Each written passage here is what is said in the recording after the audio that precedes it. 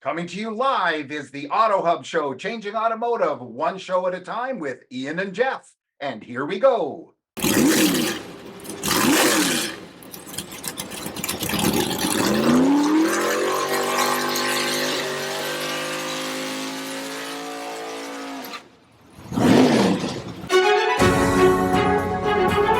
said you can't teach an old dog new tricks?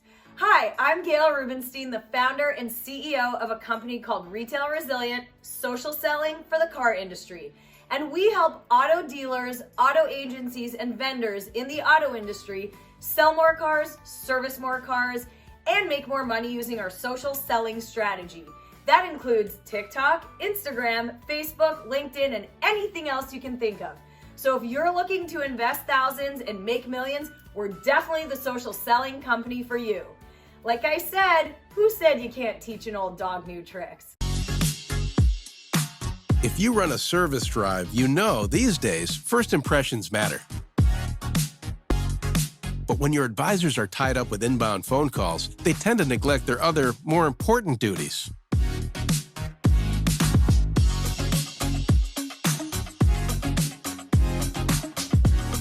And did you know 75% of all service calls are frequently asked questions in routine requests? Still, the average dealer misses up to 30% of inbound calls, adding up to a ton of missed service opportunity and increased customer churn. 68% of callers actually go elsewhere if they can't get through, which means you could be losing $60,000 to $70,000 every month in service revenue simply from missing calls. So who will pick up? Introducing Brooke. Hi there. Your best service scheduling assistant. Brooke is the first intelligent digital voice assistant to answer, handle, and appoint all of your inbound service calls. And talking to Brooke is like talking to a friend with human-level understanding in a friendly conversational voice. Her conversational intelligence is built on millions of actual service industry conversations. Book with Brooke today. Visit Brooke.ai or call 866-942-1236. Finally, the perfect match. Our goals are always to improve. Every month we want to improve better on what we did the month before, maybe the year before. It's about how fast we can get the cars done with quality work to get it to the front line, because that's where we make our money. And the bottom line is the longer it takes, the more money you spend. We want to get it down as low as possible. Right now, like I said, we're in a great stage. We're at 4.5 days. In recon, we want to know how quickly we can get the cars out of the recon process and to the front line. The average days in recon and then the time to line are the most important things that we look for. I'm Mike Burrell. I'm Service Director at JM Lexus.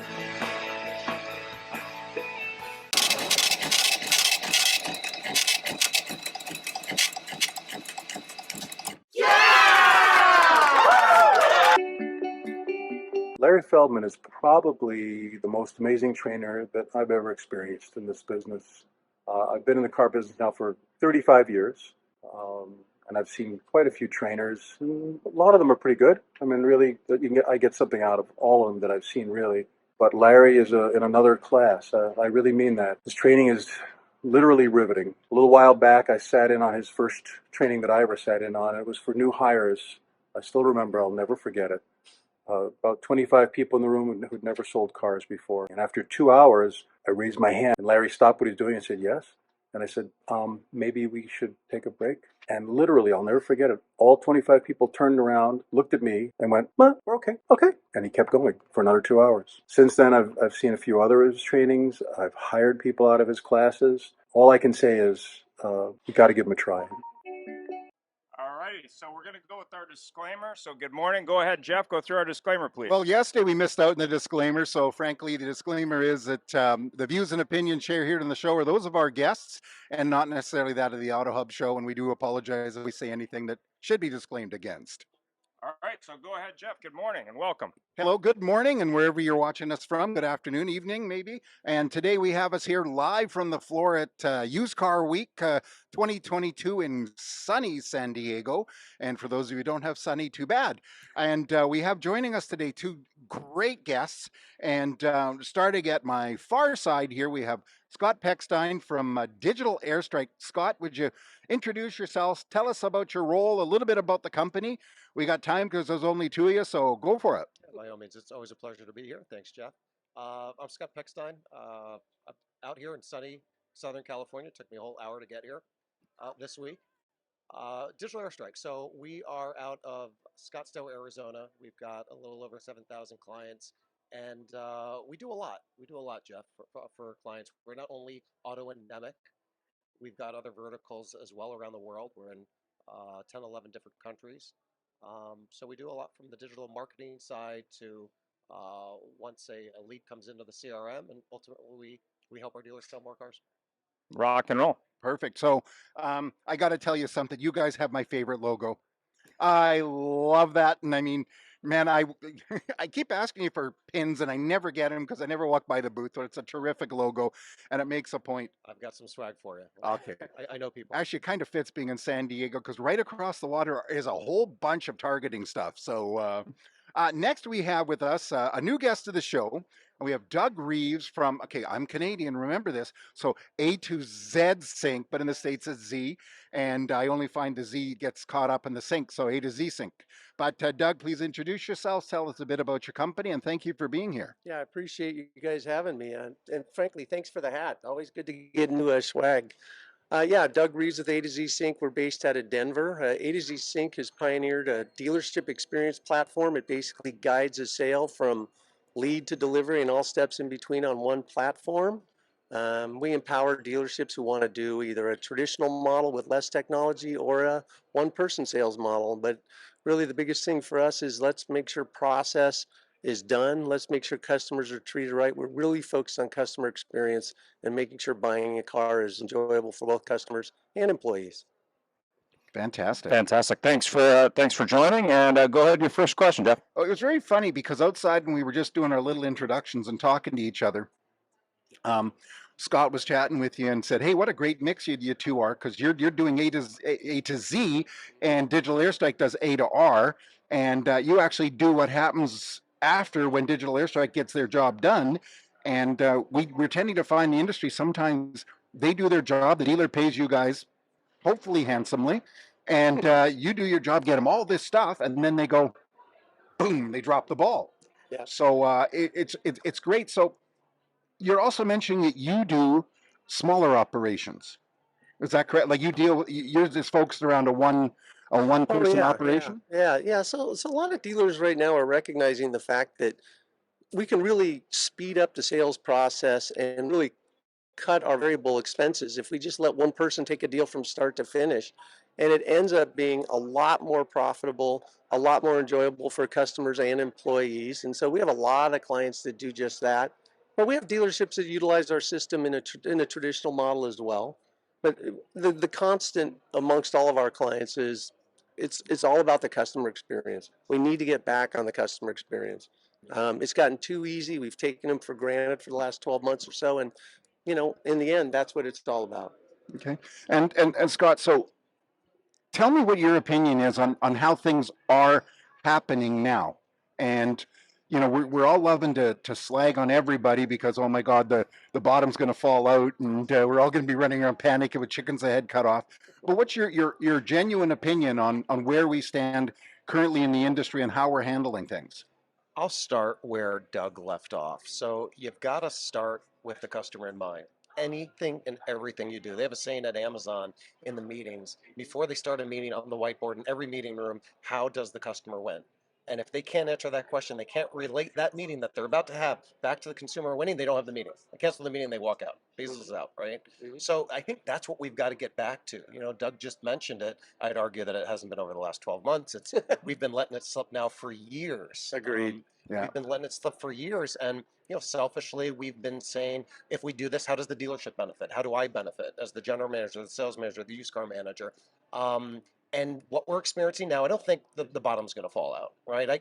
I drove to this conference thinking, okay, is the balloon going to pop? And I know we haven't gotten to show takeaways yet, but I'll let the cat out of the bag. One of my takeaways is the balloon is deflating. It's not going to pop. So everybody's got a chance to make it right. They'll have a lot of opportunities, but you got to do it today. So the balloon's not going to go. No, the balloon's just deflating a little bit. It's making that weird noise, right, when the air flies out of the balloon. But as the balloon deflates, which it's started to do, right, we're all facing headwinds. There's obviously the inventory crunch, it's all relative. We'll get into that here in a little bit. But with interest rates and obviously what's going on with the economy and the stock market, all that fun stuff, we all still have an opportunity. Because there's an old saying, bad times create great habits. Great times create horrible habits. Got some bad habits. Oh, Yeah. yeah, I echo that entirely. I mean, you definitely, I think the operative word you used is opportunity. There's a real opportunity for dealerships now to really reset and level up and really focus on what's important, which is, in our mind, take care of the customer and everything else follows in line. It's quite Yeah, it's a interesting. great opportunity. I equate that to some great coach in some sport, and I can't remember who. I don't think back. They're literally on a championship winning season. There's like, 2 games left in the season. They are so far ahead in first place, and they're going to get the cup. And the coach said something like, "Well, now we're training." He says, "Now we're working on process. Now we're working on doing things right, because the only time I can get it right is when I'm doing really well. Because yes, we will do poorly one day, and what are we going to do then when we start running around panicking?" Yeah, no, you're right. But you bring up a good point. I mean, I think in good times, bad habits have been developed. And so now it's time to reverse that trend. Yeah. Certainly on the sales side. I mean, it's a ton of just bad habits right now. It's just too easy. Yeah. And we need to get back to basics. Well, it's funny. We were talking to one of our regular guests. I'm sure Scott knows Larry. So he's couldn't be here for the show because he's helping a dealer that has inventory, but still can't seem to make money in these times. And we were kind of like, wow, like that's a big problem. But more importantly, as you said, I mean, when you have people who've been out of practice and having it too easy for 2 years, some of them just aren't managing the store anymore. And I'm going to be writing an article on merchandising. We were going to have a show on Monday, but because of the show, we didn't do that. But more importantly, when you look at training, I had the having a training session with an Olympic coach. He's coached many Olympic teams, and he was coaching a women's volleyball team. And they were training, were complaining. They were saying, "Oh, we train too hard." People need metal on their mantle. You to understand, maybe you need to do a few things that other people don't do to get there. So I think it's not just training; it's process, but training a lot because we've gotten out of practice, right? So what's the compensation? More importantly, the customer side, as the process probably will continue to change as got used to the process over the last 2 years, for example. Well, I think the answer there is you got to scale the process. You got to scale with technology. When you called the airline, I'll never forget in the 1980s when I grew up, my mother, when we planned a vacation, she'd be on a rotary phone. It would take 4 or 5 hours and she'd call the travel agencies. Yeah. Right? That's how we booked our travel. That's how we booked our flights. Fast forward here, a couple decades, wasn't that long ago. Now we're getting everything on Kayak, these affiliates, right? Yeah. We're doing everything online. Well, we're not when they pick up. It's an automated system, as with the airlines. So fast forward to how we can apply that towards automotive. You've got to scale your products, right? And a way to do that is with Doug's technology, our technology, really anybody here, right? In the vendor hall, all of these solutions, a lot of them work together. That was unrehearsed there. Yeah. Our solutions really do work well together. Yeah. Glad we figured that out before the Yeah, that's nice. to answer your question directly, you've got to put processes in place, the blocking and tackling, and then you've got to automate it. You've got to automate because if it hinges on human capital, there's going to be people that don't show up, or people that show up late, that are busy selling cars, and the consumer is not going to get that immediate gratification that they're looking for, that they are getting in other plates. They're getting it when they book their airlines. They're getting it when they book their cruises. Why should they call a dealership and get put on hold? That 40% of service calls get dropped and never even make it to the appointment. Why is that? Why are we so behind there? When in any other industry, you get instant, right? And in the worst case scenario here, when you get a live person on the phone, they're not getting Example, I booked it for San Diego, booked it online. I called to just let them know I was going to be a little late arriving. And they're like, "Well, where did you book it?" I'm like, "Well, you should have that information." She's like, "Well, let me look at it up." And then she's like, "Oh, I have to go off my shift, so you can call it." So I eventually call back and they're like, "Oh yeah, we found it." But I'm like, "Well, like you've already kind of taken the money, but that experience, because it's a person involved, to your point, fell down at a high level." But the funniest thing about it wasn't that. It was that they don't even know what percentage of the business is coming from these different sources, be it Expedia or Canoe or whatever, Hotel.com or Car whatever. dealership too. I hate to interrupt, but think of the car dealership. All those different ways in which consumers submit their information to get leads, Yeah. and they go through this whole process of back and forth. They've looked at payments. They've done a soft pull. What happens when they walk to the dealership?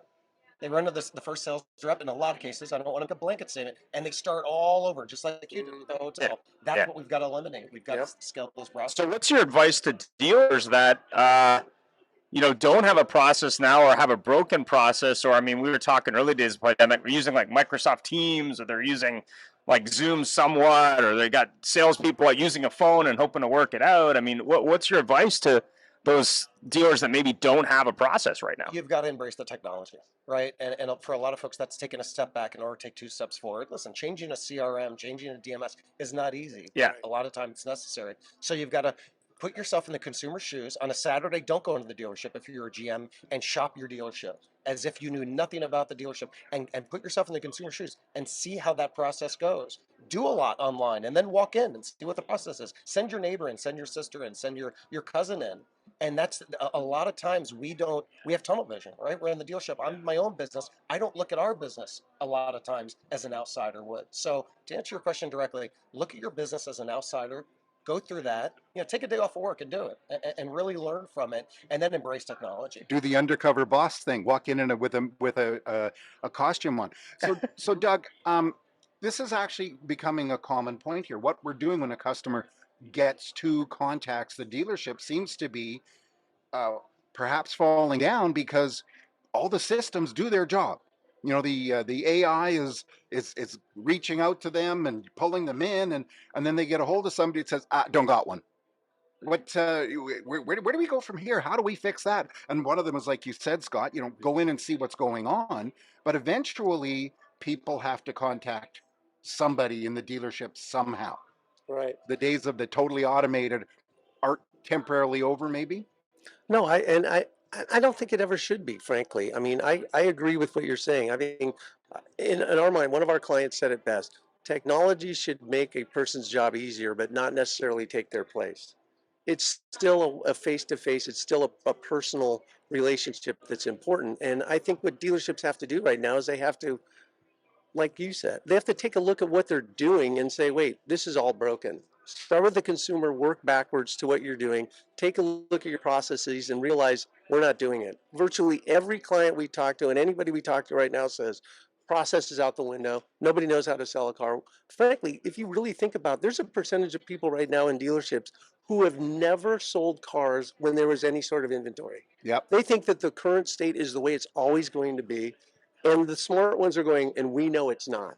So they really need to get back to process and establish it, coach it. I'm big on training, but we're bigger on coaching. Yeah. Training is for the masses, but coaching an individual and being able to identify where they're coming up short behaviorally and address that and address the leading behavior as opposed to focusing on the lagging metrics. That's how you're going to make headway in this market. Yeah. Well, it's a very interesting.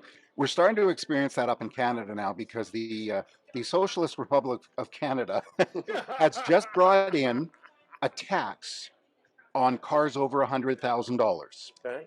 And so between 100 and 200,000, they have to pay 20% of the value between 100 and 200. Of the car over 200, they have to pay 20% tax on top of the sales tax, on top of the federal sales tax. And all the high end, up the last 3 years, the high end dealers, especially in Vancouver, our home, have been just going nuts. We have a very high penetration of exotics. Like literally, you come to Vancouver, it's not uncommon to see a Rolls Royce, a Ferrari, a Lamborghini, a McLaren, and I don't know, maybe a Koenigsegg sitting at a light. And all of a sudden, these dealers that sell those, which have been going, Charlie, it's here, come and get it, are going, what do I do? Because they go, I don't want to take it because I'm really not happy about spending $75,000 extra in tax. So the question being, Scott, is how can we learn from what these guys are picking up right now? Even though we talk about it, we've got to, but how can we change that? Because I think it may not deflate, but you're going to have people suddenly coming in who ordered an F-150 or a Chevy Silverado at 20 grand over MSRP, who Mr. Farley doesn't like, but then coming in and saying, I don't want it because the guy down the street just sold me one for under. Yeah.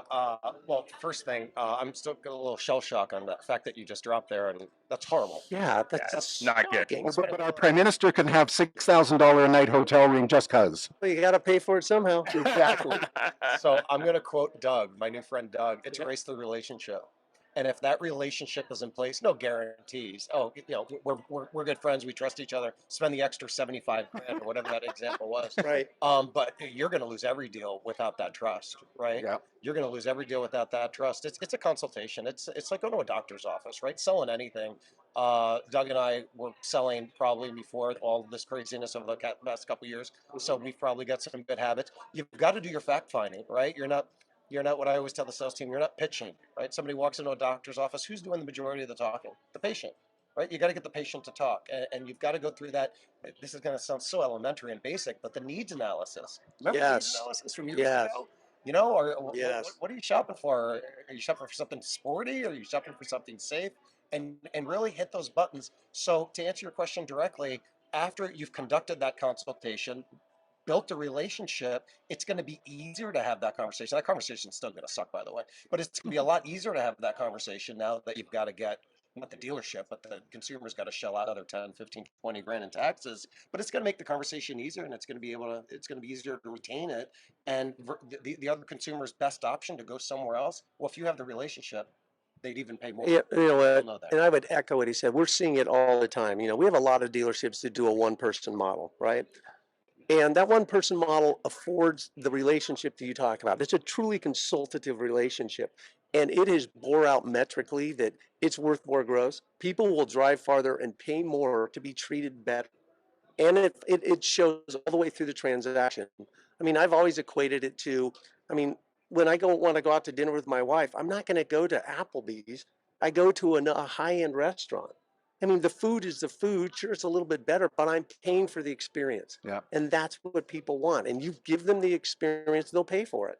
Now, I don't know if they're going to swallow $75,000 of extra stuff, but all else being equal, that's what resonates with customers. And regardless if you're buying a $200,000 car or a $1,500 car, they all want to be treated better. Yeah. Do that, and then you'll own the market. Yeah, I mean, we went to, I think it was a Cheesecake Factory. Yeah.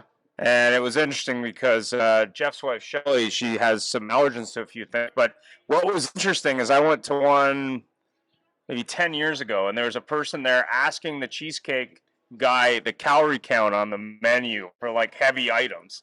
And what I thought was really interesting this time is they have a skinny menu with like smaller calorie count items. But what was really humorous was just when you go to a restaurant called the Cheesecake Factory, people are worried about calories. So it's about experience. And the waiter was very good at just rolling with whatever punch.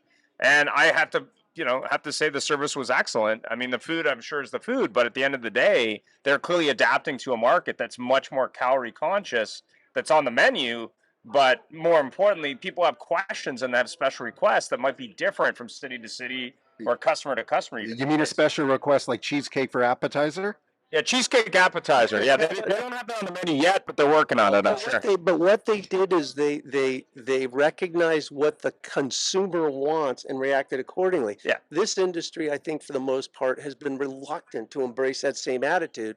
But progressive thinkers now are saying, wait a minute, maybe we should actually acknowledge what the customer wants and react accordingly. Because the customer grievances haven't changed, but if we change what we're doing, maybe the grievances go away. Yeah, like when you look at, for example, Nordstrom's to pick a retail or Harley Davidson to pick another one, they've obviously adapted to their revenue model to square footage. Somebody at a jewelry store or at a grocery store chain, they've looked at it and said, okay, well, we have all the square footage. We may not have the inventory we want, but we still need to make money. It's time to get good at, say, I don't know, parts, accessory sales, maybe selling, swag for the dealership or mascot stuff or whatever. But at the end of the day, you need to adapt to that current consumer that may only visit the dealer once today, whereas before they might have visited 3-4 times before they made a decision. But maybe Jeff has some thoughts on that. Well, I'm actually going to change a little bit. What do you think is going to happen because we can't undo the past. And so we're talking about what we're going through right now and the fact that, dealers, I said this yesterday, are selling cars like candy bars. And so a customer comes in 2 years and their circumstances have changed. And they change, even in the real world, they change. We're not in a real world at the moment. And they need to change their vehicle. How are we going to handle that? And because it's going to be difficult, let's not kid each other, because somebody's going to have a 2020 Tesla Model 3 that they owe $60,000 US on, and they're discovering that they cannot put more than the 3 people in the car with them, and they need 5. And they go to trade it in, and now everything's changed. Tesla Model 3s new are now going to be $40,000, which they were supposed to be. And really, the experience is a big thing.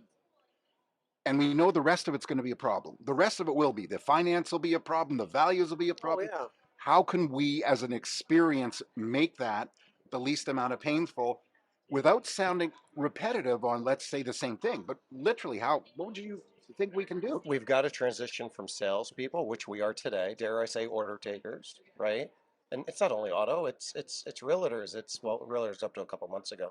Uh, Loan agents up to a couple months ago. We've got to turn from salespeople to problem solvers. Literally, business cards shouldn't say senior sales exec, sales associate. It literally needs to be problem solver, because that guy that's buried in his Tesla, he's got a problem. And a salesman's not going to solve it. A consultant's going to solve it, not a salesperson. So I know that's overarching, and it's a 10,000-foot answer to your question, but specifically asking those questions, right? Hey, you're buried, right? Somebody's going to be able to unbury you, but let me show you exactly what's going to happen. Transparency. I know that was a buzzword back in like 2005, 2006, but you still have to embrace it. Show them your hand. It's something I was going to say earlier. When a request comes in on a Toyota Camry, a Toyota dealer responds back, hey, this is why you should buy the Toyota from me. Like it or not, here are the 3 colors I have. What Toyota dealer is going above and beyond thinking, okay, here's the Toyota Camry. By the way, here are my used Camrys. I got a couple used Corollas. I even got this I don't know, this Mazda 4-door that hasn't even made it through detail yet, but I want to go ahead and send you a picture. That's problem solving, and that's being a consultant. On any given Sunday, 10 people come into the dealership for a new car, 6 of them end up burning gas in a used car. That doesn't surprise any of us. Why aren't we doing with the phone calls and the emails and the lead in our CRM? We're not. The majority of us, we're not. We've got to get back to that. We've got to get back to being doctors, being prescriptive and problem solving versus trying to sell them what they came in on. He's exactly right. I mean, and let's face it, that scenario that you painted, I mean, a salesperson isn't magically going to make your inequity go away. I mean, he's just going to have to say, these are the facts. But if 2 years ago, I sold you the car and I provided this great experience and you loved everything about me, well, chances are when you come and talk to me again, I've earned your trust to have this frank conversation. And hopefully, maybe by then the lenders have gotten creative somehow, because yeah, you're right. Everybody's going to be 20 grand tanked in every trade. And it's like, okay, now what are we going to do? So do you think that we're going to be faced with a situation back in 2008, 2009 with the Fannie Mae's and the Annie Mae's, the May fans, whatever, where some of these banks are suddenly going to go, wow, I got to make a decision here because somebody's going to stop payments. I'm going to repo that $25,000 Tesla with a 60 grand owing. Maybe I can find a way to work it out. I don't think it's going to be comparable to 2008, 2009, because that was led by the mortgage crash. Everybody was overextended in real estate. That's what drove that. We don't have that this time. Not that this is a real estate conference, but even though there's a lot less purchases, transactions going on a monthly basis, inventory's up, you don't see that decline, right? You see a lot of people holding, and the prices really are relatively holding. You can't compare it to 6 months ago. You can't compare it. Yeah. You've got to look at a graph that goes 20 years. And the same can be said for interest rates. I read an article, I think it was yesterday, that the average used car rate right now is 9.25%. That's not that high. Not when our parents had a 13% 30-year fix, right? Yeah. In the 90s and the 80s on their houses. So the people that have been around a long time are smiling right now, like, we're just getting back to normal. Yeah. Right. And for the Gen Zs and the newer folks that just came into sales, to Doug's point earlier, they're like, what in the world is going on? I'll never forget the younger people that I worked with back in 07, 08. They'd never seen anything like it.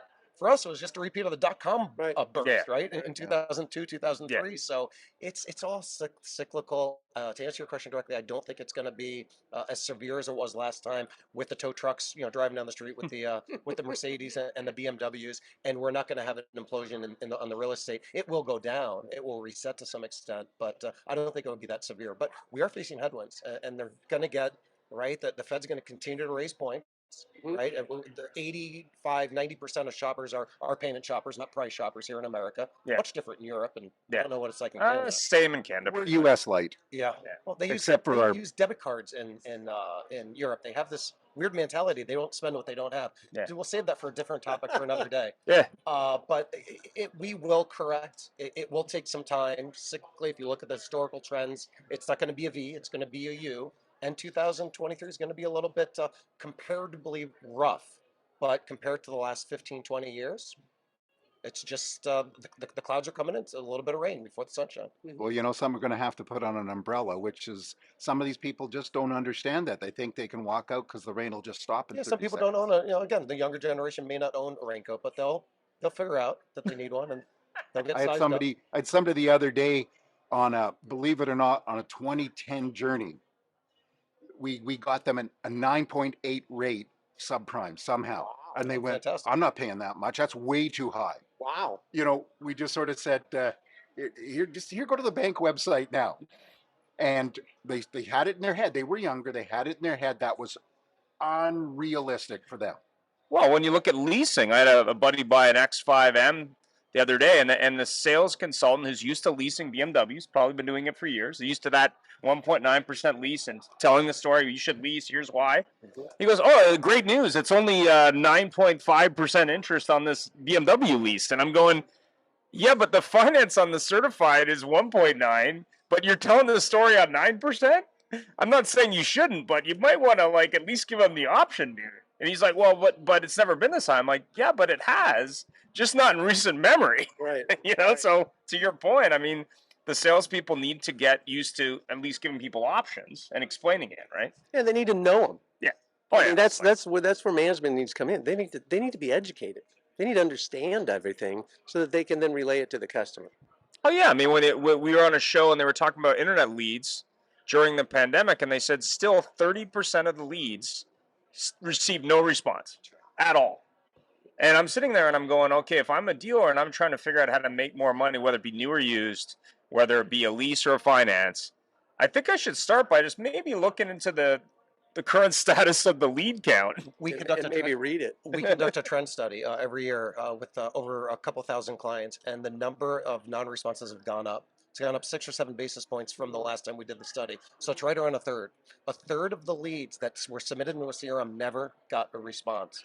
Wow. So it's only going the wrong way. And, training, I think trainers have had a little bit rough during these good times because they don't need training. Training isn't something you did.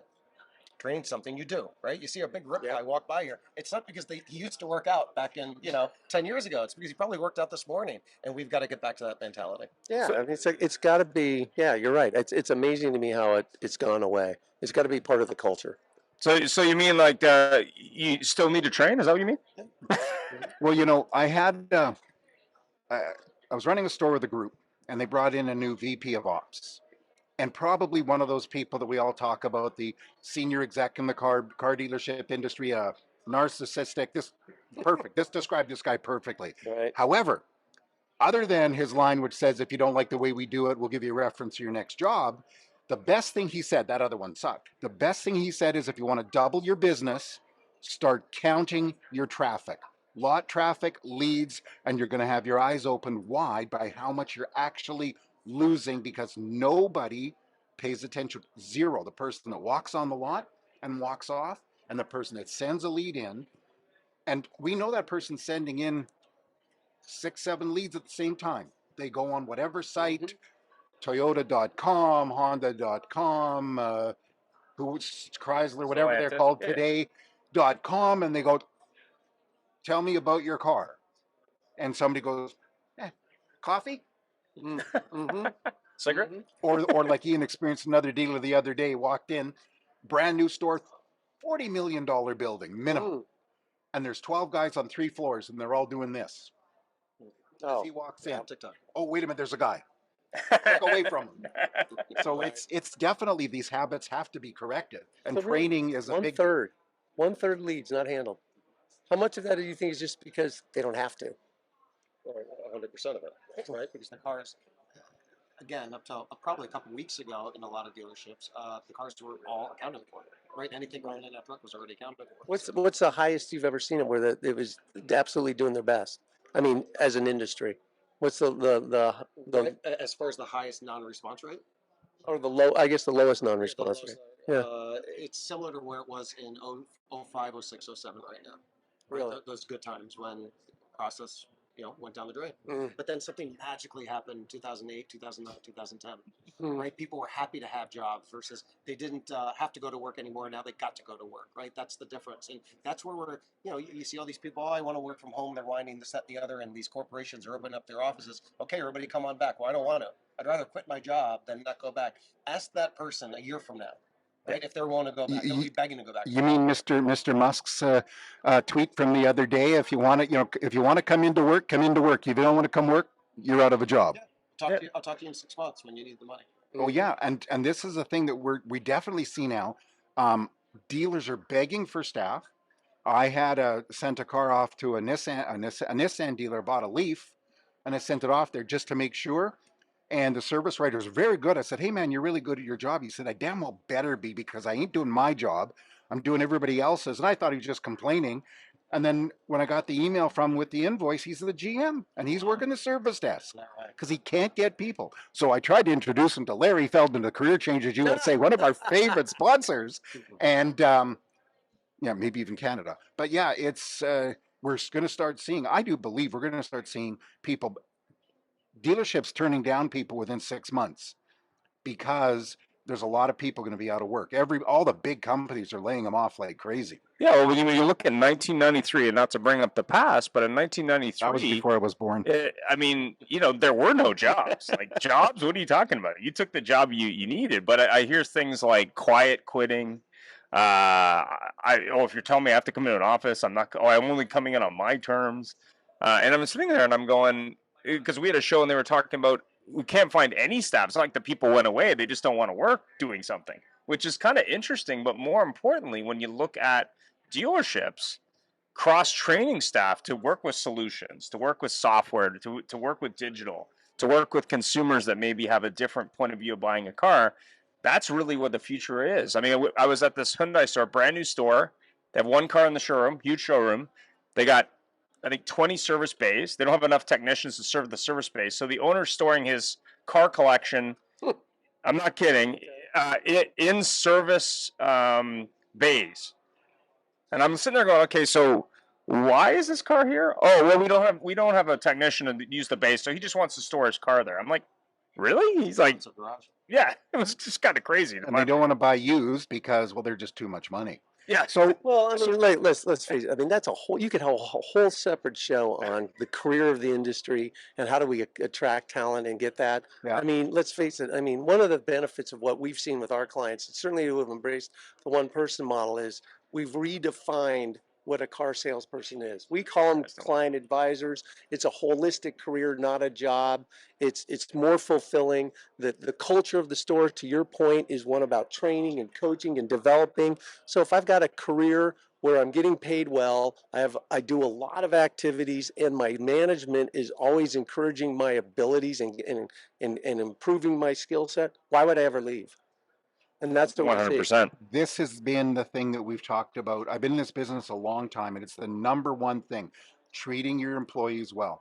Don Brady talked yesterday about one dealer where the salesman sold a car for 25 grand over MSRP. He didn't have any choice because they wouldn't do otherwise. Got a $300 flat. And where do you think that guy's going to go tomorrow, or lady is going to go tomorrow because there's somebody down the street says, "I won't do that to you." Now, changing gears. Okay. We love to slag everybody. Let's share some good stories about things going on right now. Doug. Good stories right now. This is like we used to do a training session. The trainer said, "All right, there, tell me something good." And they go, well, what I see good, and touched on it earlier, is it's great to see dealers that are reassessing and leveling up their team, that are looking at this not as the sky is falling, but there's an opportunity. JFK said, "Fix your roof while the sun is shining." You're seeing a lot of dealers that are doing just that. That they're looking at this as an opportunity to really upright their standing, to really do for their customers what they've always envisioned they should do. And then you add to that right now you start seeing story after story about dealers who are, contributing to the community, really helping the community at large. I love those type of stories because those are the type of things that really resonate with me. Because in the end, it's like, yeah, I mean, the community's buying cars from me, and I'm going to give back to the community. And my employees have been loyal to me, so I'm going to give back to my employees. I'm going to develop them and all of that. I think that's what I'm starting to see more of, and I'm loving it. I think, and I'm going to just wax negative just for a tinge of a second, because yesterday we talked about fees. So I think in replacing, hot dog fee and this fee, we're going to call it community fee. Sorry, Scott, your opinion on what's going good? I love the hot dog fee. We talked about that last month on the show. So we're going to keep it positive, right? We're going to talk about the silver lining. Look around, right, at the show. The folks that are here, the dealers that are here, the business owners that are here on the vendor side as well. The CEOs and the presidents that are doubling down on their business, right? Your car dealership, your AtoZ, your digital airstrike. We're all in the same boat. We're all pragmatic capitalists, right? We're all here to make money. It's kind of like the stock market. Stocks are down right now. What are you going to do? You're looking at your crypto and you're just holding your breath, hoping it goes up, or you're doubling down and you're averaging down on your position. And I see a lot of folks averaging down and learning good habits and going back to the dealerships while other people are putting their head in the sand, right? So the silver lining is just the attitude around the show over the last couple of days. People are willing to admit, hey, I'm making tons of grosses. I'm selling 25,000 over sticker, whatever the case may be, but they're headwinds. I want to get ahead of it. And I mean, look at all the acquisitions going down. We just had an acquisition a couple weeks ago on the Safford Browns it was just last week on the East Coast. Huge acquisition, one of the biggest acquisitions. I think it was the biggest acquisition of the year. There's opportunities right now to double down and to average down on your portfolio. Yeah. But not everybody's going to do it, right? You've got the other half that will get eaten up and consolidated by the big fish over the Well, next the couple averaging years. down with, lower used car, you watch the used car market, you got a bunch of cars you paid way too much money for. Now they're just only kind of too much money. Buy some them, average it down, and sell them to people when you don't have new. Or take the loss. Find the auction again. I know we kind of forgot where the auctions are located, but it's interesting because used has been an appreciating asset over the last 18 months, 24 months, and then all of a sudden, as of July, August, September, it's a depreciating asset. But embrace it. Take a loss. Take a loss so you can use your floor plan and buy more, right? Or buy the right cars, right? And you're making record backhand profits, so you can average out there too. Absolutely. And it's this thing that we see, and we love to talk about it on the show. I hate to say it, dealers sitting with empty lots because they don't want to pay that money, and they're taking orders, and then they advertise canceled order because the customer didn't wait because somebody else got smart. Yeah, I was at a Toyota store last week, and they have no cars for at least another year. They're not buying any used cars, and they're basically just said, yeah, we're just going to wait for the cars. I'm like, really? They're like, yeah. I'm like, oh, okay. Hope that works out for you. Turn into a used car dealer overnight if you haven't already. Most franchise dealers have, right? Yeah, you're right. And, the nice thing is, like when you're at an event like this, those that are here are the ones that are doing exactly what you said.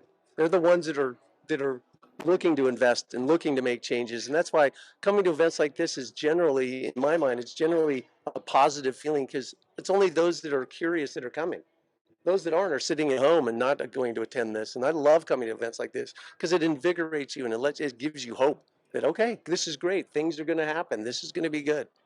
Well, we had something very interesting when we were at Used Car Week in Toronto back in the spring. There's a group in Toronto called the Zenchen Auto Group.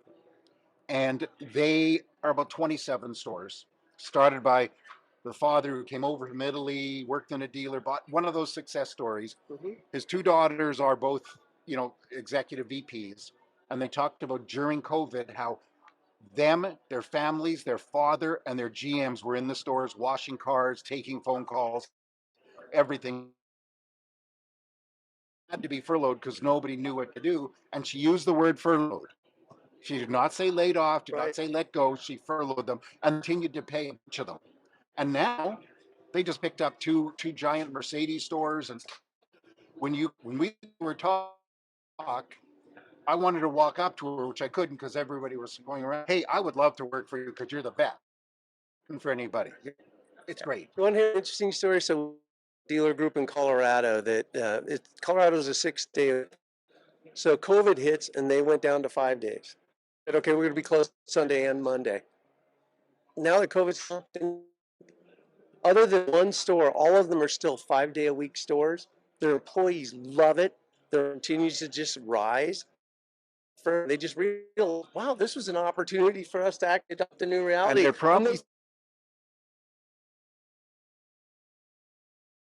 they're probably making more money. Oh, they're doing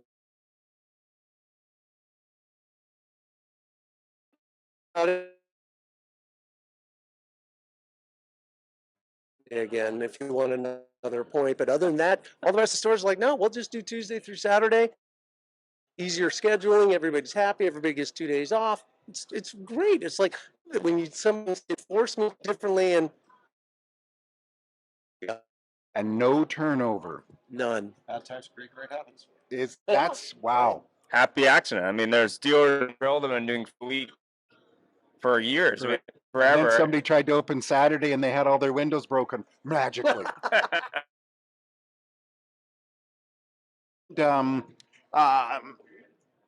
Nash, I would like to ask you this question. Mhm. If there's one thing, if you were god of the retail car industry, you would change today, what would that one thing be? Oh, I'll let Doug. Scott's still thinking. Quick to pick up the mic there. On the customer experience. That's the one thing I would do. Change it. Focus customer entirely. Everything else will fall in line. Focus on the customer. Experience to offline to automotive. It's such a happy experience when we go on Amazon about it. Everything's at our fingertips. We check right out. We get all the information. We get all the pricing right there at our fingertips. Auto hasn't evolved yet. So to answer your question, I would say fast forward 15 years in auto and just get up to speed with the e-commerce process of buying other goods and services. Perfect. Yeah, I would agree with that 100%. I mean, I did an article recently on LinkedIn on trading in a car and buying a new car, and what I found was not that there wasn't good people in the dealership world, but it was interesting to see the online dealers compare to the traditional dealers, and there's learnings of all of it. But to your point, test your process, test against your competition. It's amazing to me that dealers in a market don't even know what the other dealers in the market are doing. I mean, it's unbelievable to me. But anyway, that's my 10 cents. So before we have you say your goodbyes, we're starting a new quiz here for anybody that's online watching. And please send in your comments. You can send an email to Ian and Jeff at the Auto Hub Show. The one word that you can use to a car dealer or to a customer in the industry to make them totally shut you out. What's the one word? We're not going to say it. I know what it is. Ian knows what it is. Thanks very much, Ian. Gentlemen, final comments. Pleasure to be here. Yeah. Thank you it was so much. great. Really Doug, it's appreciate it, been a guys. pleasure to have you. Scott's kind of a vet now, so Well, maybe I'll become a vet too. we would love I it. got the hat, so that's a Exactly. good start. Yeah. Thank you. Thanks very much. Thank you very much. Thanks for joining us. It was a great show, and follow us anywhere you would like on your favorite podcast, on Facebook, on LinkedIn, and of course on our YouTube, or subscribe to our own channel.